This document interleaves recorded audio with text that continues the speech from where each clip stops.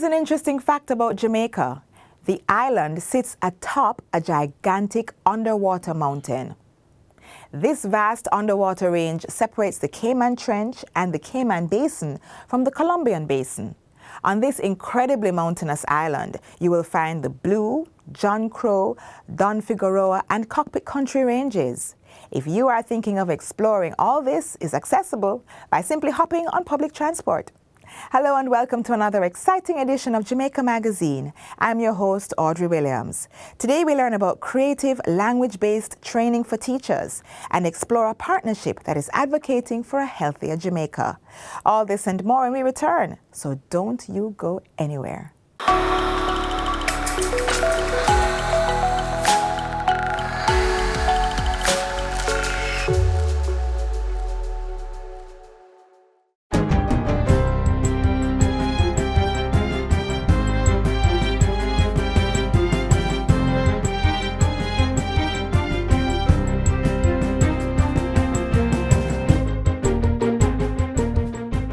Good day, I'm Theodore Henry, and this is your GIS News for Friday, June 10, 2022.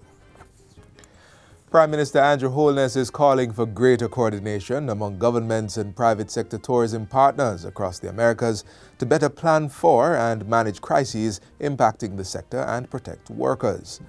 Mr. Holness made those remarks on Thursday as he addressed the 4th CEO Summit of the Americas on Tourism and Economic Recovery held in Los Angeles, California. The Prime Minister also called for greater linkages between tourism and the rest of the economy, particularly agriculture, something that he says benefited Jamaica when the COVID-19 pandemic disrupted global supply chains. I think that is a lesson that the industry should not just learn for the pandemic, but should start to figure out how do we ensure that a certain target percentage of the inputs we need are locally secured. And I would say go one step further.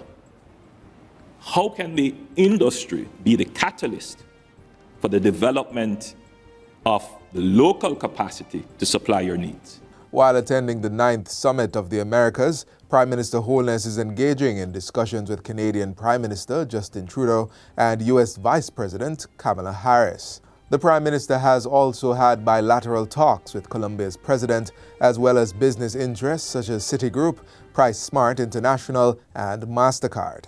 Mr. Holness returns to the island tomorrow. The Ministry of Culture, Gender, Entertainment and Sport is pushing to ensure that the amended Domestic Violence Act becomes a reality during this legislative year. The legislation aims to give greater protection to victims and deal effectively with perpetrators. Portfolio Minister Olivia Grange provided an update during her contribution to the 2022-2023 sectoral debate in the House of Representatives on Wednesday. She says, following Cabinet's approval, a draft bill was created and submitted to the Attorney General's chambers for comments. The Ministry has received feedback from the chambers regarding the proposed amendments to the Domestic Violence Act. We have already started crafting responses for resubmission to the chambers. Over 1,000 individuals and 73 organizations have benefited from grants totaling more than $88 million to cushion the economic fallout from the COVID-19 pandemic. The support was dispersed from a $90 million care package from the Ministry of Finance to players in the entertainment, culture, and creative industries. Minister of Culture, Gender, Entertainment and Sport, Olivia Grange, gave the update during her sectoral presentation. She says there were a few challenges with the disbursement, but her team reached out to assist and correct the errors.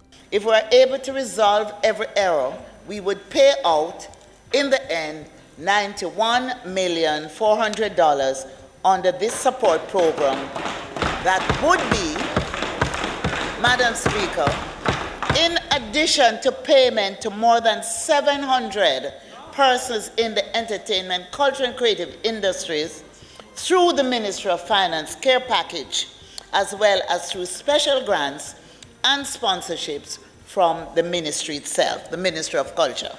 Jamaicans overseas will be able to participate in the Jamaica 60 Diaspora Conference through satellite hubs hosted by the overseas missions. State Minister of Foreign Affairs and Foreign Trade, Leslie Campbell, says 4 hubs have already been identified in Tokyo, Miami, New York, and London.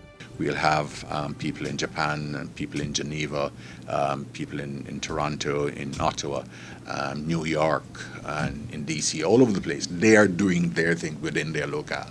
So I believe that we're reaching the point of saturation in terms of our communication. Undersecretary of the Diaspora Protocol and Consular Affairs Division, Franz Hall, adds that there will be moments during the conference where particular diaspora locations will be featured. So in essence, they will have virtual hubs for the conference where participants can go and congregate in their numbers to participate actively in conference from Kingston.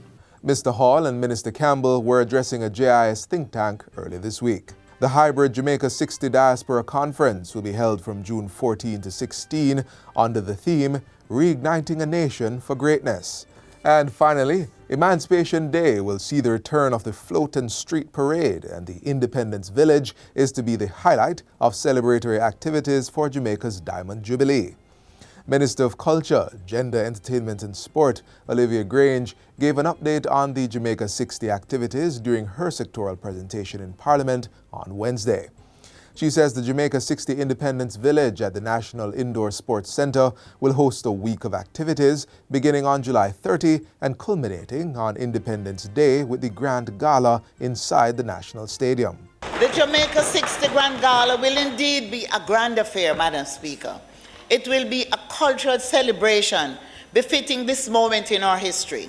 We will reach out to communities across Kingston and St. Andrew and St. Catherine to recruit performers for this exciting showcase in the National Stadium. And it will feature cultural communities representing the diversity of our motto, out of many, one people. Simultaneously, parishes will have their own activities. Watch parties will be set up so Jamaicans in the diaspora can enjoy Grand Gala via video technology. The Jamaica Festival Song Competition is not happening this year. Instead, a Jamaica 60 commemorative album will be produced. The Emancipation Jubilee will take place on July 31 at Civil Heritage Park in St. Anne, and the Emancipation Day Float and Street Parade will start at the Randy Williams Entertainment Center on Hope Road and end at the National Stadium Car Park, featuring masquerade bands, jonquilling, and effigies in honor of our national heroes and cultural icons. I call on Jamaicans to join the Spirit of Independence campaign by decorating their spaces. Business, government offices, town centers, churches, community centers, and other public spaces in the national colors. Wear the black, green, and gold with pride. Wear it bold. Show your creativity as we celebrate the greatest little island in the world. Other Jamaica 60 celebratory events will include the Independence Interfaith Service on July 31, 2 banquets hosted by the Prime Minister honoring outstanding women and men, the Kingston Biennial Exhibition at the National Gallery of Jamaica, and the Jamaica Defence Force 60 Parade on June 29. Healthcare workers will be recognized with the Prime Minister's Medal of Appreciation and the Mary Seacole Medal. And that's it for JIS News Today. I'm Theodore Henry. Thanks for watching.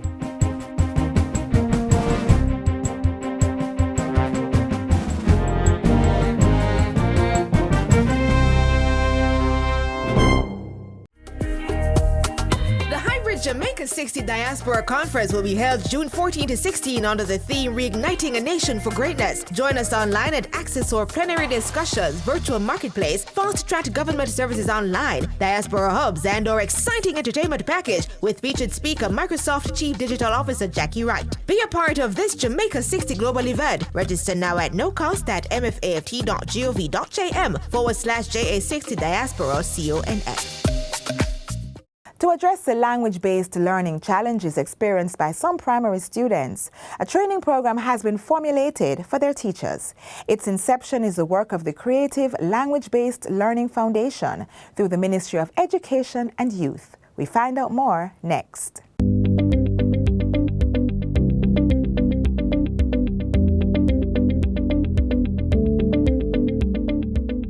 creative language-based learning program that has come at a timely, blessed time for DuPont Primary and Infant School.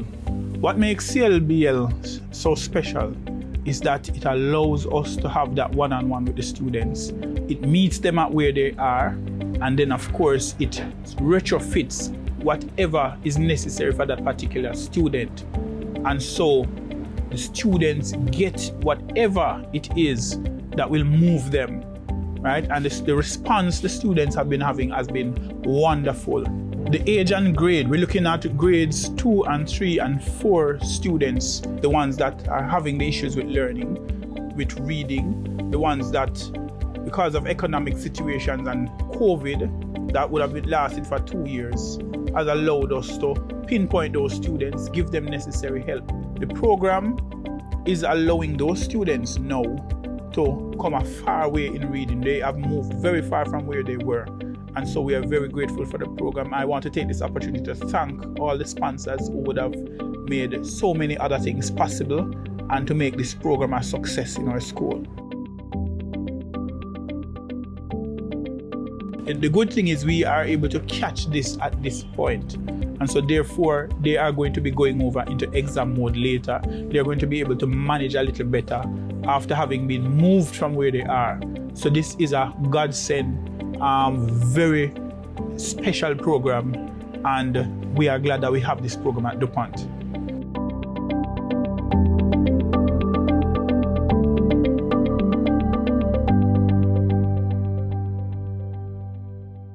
What a way you're full of our roots and culture. That must be Jamaica 60.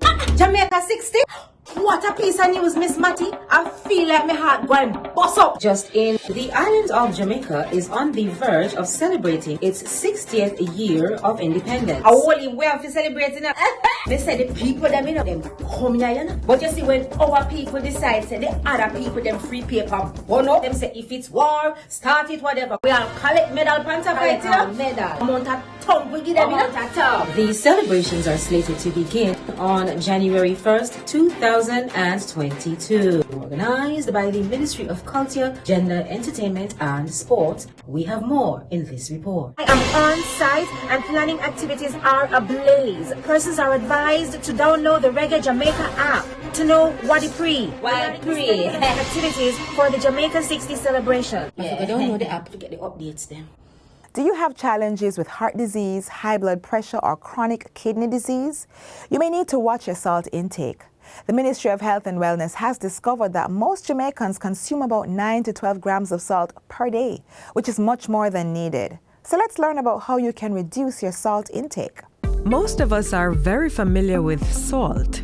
The most common is table salt. The chemical name is sodium chloride, and it's a common component of the food supply in most countries. There are several other sources of salt, including monosodium glutamate, or MSG as it's commonly known, and sodium bicarbonate or baking soda.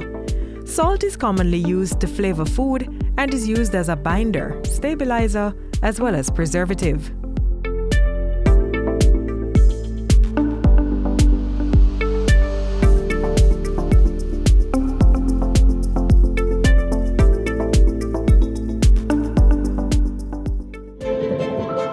Sodium, or salt as we know it, plays an important role in the proper functioning of our body, with just about 500 milligrams needed daily to carry out normal body functions, such as water balance and nerve conduction. However, most of us are consuming much more than is needed. Global estimates suggest that persons consume between 9 to 12 grams of salt per day, which is 1.5 to 2 times the recommended intake level. This briny affair is one of the key factors in our non-communicable disease burden.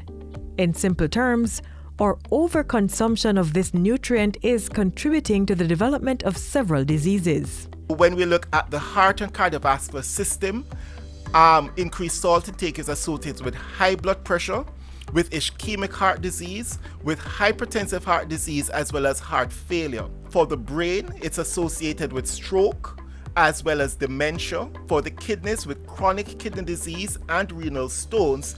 For the stomach, there's an association with increased risk of stomach cancer. For the bones, there's problems related to osteoporosis. High blood pressure or hypertension affects 1 in 3 Jamaicans, and another third is pre-hypertensive. Salt consumption is also often accompanied by increased intake of calories, which increases the propensity for obesity. Given that the entire population is at risk of NCDs, given the significant impact and the burden of NCDs, it's imperative that there is sustained action to mitigate the effects of salt consumption. In 2021, the Ministry of Health and Wellness launched the Jamaica Salt Consumption Knowledge, Attitudes and Practice Jamaica Salt CAP Study.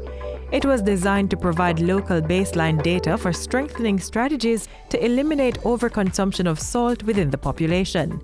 The ministry is partnering with the National Non-Communicable Disease Committee, the National Health Fund, and the University of the West Indies on the study. One important aspect of addressing the health concerns of any population is through research. This study, therefore, will help to determine the knowledge, attitude, and practices of our population as it relates to salt intake and strengthen the implementation of strategies to reduce. This project has specific objectives. So firstly, we aim to estimate the dietary sodium consumption among Jamaicans using spot urine sodium analyses. We want to evaluate the salt content in commonly consumed packaged foods sold in supermarkets. We also want to evaluate the sodium content in commonly used consumed foods in local restaurants. Then we will conduct a national survey to get information on knowledge, attitudes, and practices regarding salt intake in Jamaica. The World Health Organization (WHO) recommends less than 5 grams of sodium per day for adults and less than 2 grams for children under 11 years of age. 1 in 10 Jamaicans consume excess salt by adding it during cooking or at the table, as well as by frequent consumption of salty sauces or high-sodium processed foods. A significant amount of sodium also comes from ready-made meals and prepared foods, including processed meats, breakfast cereals, and snacks. It's a scenario where the entire population is at risk for NCDs. Minimizing this habit for excess salt in the diet of Jamaicans is one of several goals informing the Ministry of Health and Wellness's NCD agenda. The mission to shake the salt habit begins with the young. Lowering sodium in children's diets today can help prevent heart disease later in life, especially for those who are overweight. Limit their consumption of salty snacks. And remember, no more than 2 grams per day from all food sources for those under 11 years of age. Let's also shop and cook smart. Use less or no salt when cooking and add more flavor to your food by using fresh herbs and salt-free seasoning instead. Also, keep a watch on the foods that are high in salt and limit the consumption. Take the time to carefully read the nutrition labels on food products to determine those providing the healthier options, and be mindful of the portion size you consume. Also, seek out recipes for healthy, tasty meals that can be prepared with little or no salt. Jamaica is a signatory to the United Nations International Covenant on Economic, Social and Cultural Rights, which recognizes the right of everyone to the highest standard of health. And we believe that in order to achieve this, we must address the crises of NCDs and the role that excess salt, sugars and fats play in making Jamaicans susceptible to getting a lifestyle disease. Jamaica has committed to the World Health Organization voluntary target to reduce sodium or salt consumption by 30% by 2025. Achieving this requires buy-in from all stakeholders, including manufacturers, retailers, health professionals, and consumers. We have a duty to ensure that Jamaicans are aware of the harmful effects of unhealthy diets and have access to important nutritional information, which will allow them to make healthier food choices. It has to be tackled initially from the prevention perspective, and the core of that is consumer information, and then policies that encourage or nudges health-seeking behavior We all must do our part to break this briny affair, shake the salt habit, and stay healthy.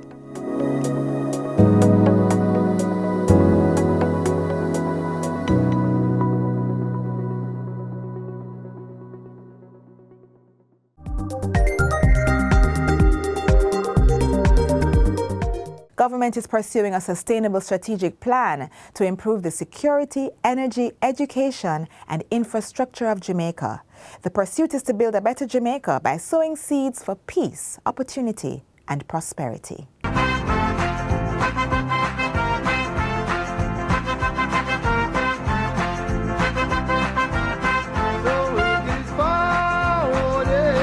As we move into the next phase of our journey as an independent nation, we are determined to sow the seeds of a bountiful harvest of peace, opportunity, and prosperity for every citizen. Prime Minister Andrew Holness shared those plans in his recent contribution to the budget debate in Parliament.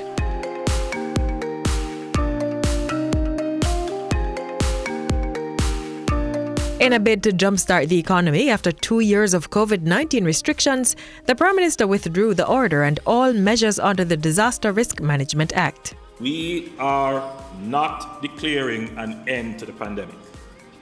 There are still outbreaks happening all over the world.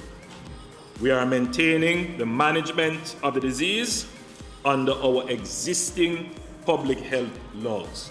To coincide with this development, the ban on entertainment events has been lifted and new measures are unfolding to resuscitate that sector. They include a $500 million entertainment restart loan facility administered by the Development Bank of Jamaica, a Chase-funded $150 million window of support, as well as concessions by the municipal corporations and government-operated venues. The Ministries of Tourism and Culture have also chipped in with an academy to train talent and a music grant to develop professionals. We are supporting the reopening of the entertainment sector, not just with talk, but with cash, access to credit, facilitation, and training. This government is pursuing a comprehensive, sustainable strategy to improve our security and sowing seeds of peace, opportunity, and prosperity. Recruitment and training of police personnel has been increased. A new Firearms Act with harsher penalties for illegal guns has been tabled. A $25 million Get Every Illegal Gun campaign was launched. And greater collaboration to stem the flow of guns into the island has been pursued by local and international agencies. The Corrections Act has been amended to tighten the screws on persons operating criminal enterprises from behind bars. Designs for a new high-security prison is being finalized. Over at the Jamaica Defence Force, patrol and surveillance has been stepped up across the island. And remote areas are being secured through the building of bases, the latest of which is being constructed in Warka Hills, St. Andrew. Jamaica's push to have 50% renewable mix in its energy supply is being advanced by a pumped storage hydroelectric and water systems project for the Kingston metropolitan area. The introduction of electric vehicles is being fast-tracked through an Inter-American Development Bank-supported framework. Amendments to the Town and Country Planning Act are being executed to ensure orderly development of the island. And a tax incentive program is being pooled with the Housing and Local Improvement Acts to improve urban communities. Madam Speaker, what we are proposing here will be a game changer for our blighted urban communities and for persons seeking to find affordable homes in Kingston. The Black River Protected Area Order has been gazetted and the Pedro Keys Order is being finalized. Great Bay St. Elizabeth and Dry Harbour St. Anne are among 16 areas covered as ecologically sensitive. Ground truthing and monumentation in the cockpit country has been completed, and the special mining lease 173 within the boundary of the cockpit has been rescinded, closing it to prospecting and mining. There will be no mining in the cockpit country protected area. Dr. Adrian Stokes has been tasked to lead the Education Transformation Oversight Committee, which will analyze the recommendations from a report by the Education Transformation Commission. A comprehensive review of the Hart NSTA Trust is being spearheaded by Professor Orlando Patterson, and Hart's governance framework is being overhauled under the leadership of Chairman Professor Alvin Wint. Infrastructure development has long been the government's foundation for its push towards First Nation status. A key component of that thrust is the build-out of the island's road network. Work will continue on the Montego Bay Perimeter Road and the Southern Coastal Highway Improvement projects, while plans for bypass roads in 3 parishes are being finalized. In the Kingston metropolitan region, improvement works will begin this year on 3 of the 6 high-traffic corridors, and 6 parishes will benefit from flood mitigating works. Special focus will be placed on Portmore as Jamaica's 15th parish. We are confident that the new parish status will unleash a sense of pride in the community, which will see the fulfillment of this vision. The Morant Bay Urban Centre will get some attention this year. So too will Port Royal, East Harbour, and the Greater Bernard Lodge development area. On the shelter front, the National Housing Trust NHT has been tasked with providing housing solutions for the $8 to $11 million market. The NHT has also unveiled new policy changes to cover applications, the disabled, subsidies, and a loan review. New policy changes at the trust include allowing 3 contributors to apply together to access a loan. Jamaica will become a digital society. The build-out of the island's digital infrastructure continues apace. Regulations are to be tabled in May for the National Identification and Registration Act. National ID cards are to be issued soon, while a digital signature to verify identity during electronic transactions is now in place. Building consensus on national issues is a critical part of achieving the goals of peace, opportunity, and prosperity. As such, a new agreement with the National Partnership Council will be signed this year. The Vale Royal talks with the opposition has resumed, and an advisory committee has been established to shift Jamaica's status from a constitutional monarchy to that of a republic. Jamaica needs all hands on deck, and this government is committed to working in partnership with all stakeholders to herald a new era of peace, opportunity, and prosperity.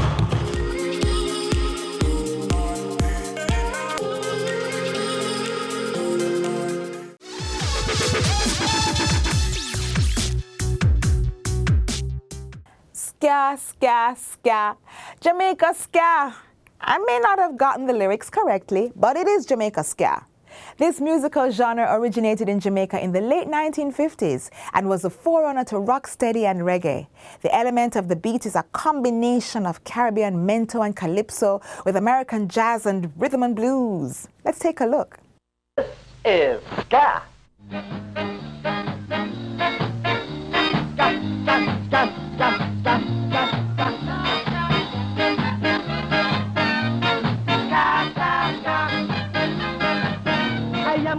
Cause I'm double strong. I'm king of kings and lord of lords in this land.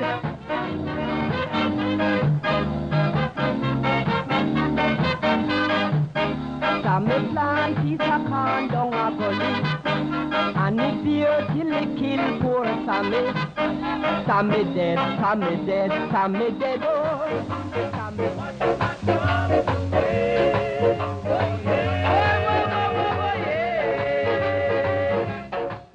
Ska was made for dancing, as you can tell. The rhythm is upbeat, quick, and entertaining and connects to the soul.